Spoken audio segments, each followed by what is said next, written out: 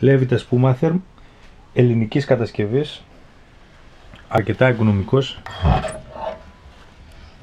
Ζεσταίνει 2 σπίτια των 120 τετραγωνικών με θερμοκρασία 21 με 22 βαθμούς ο 24 ώρες το 24ωρο.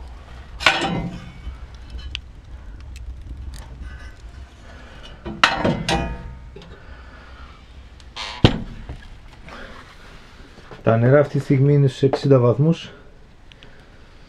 Ο θερμοστάτης αλυσίδας στους 75. Το σύστημα bypass, η πίεση είναι στο 1,5 μπαρ.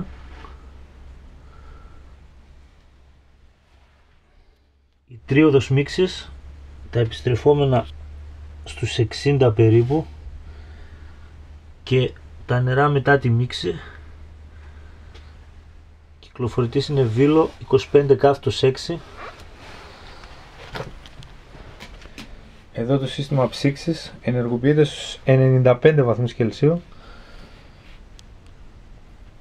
Μπαίνουν μέσα τα νερά από την ίδρυυση στην ψύκτρα και φεύγουν στην αποχέτευση.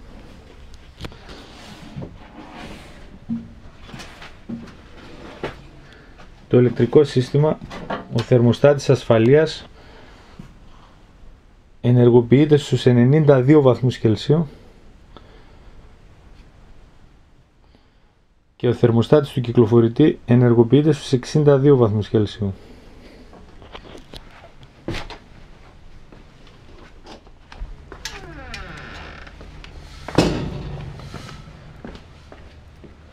Η καμινάδα είναι 5,5 μέτρα, φύ 180, μονωμένη μέχρι τη μέση.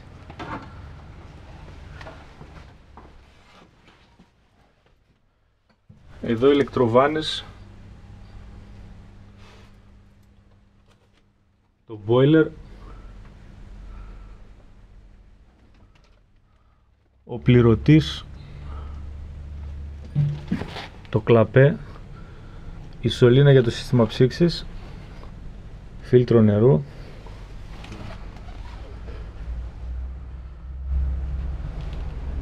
το δοχείο διαστολής είναι 100 λίτρα.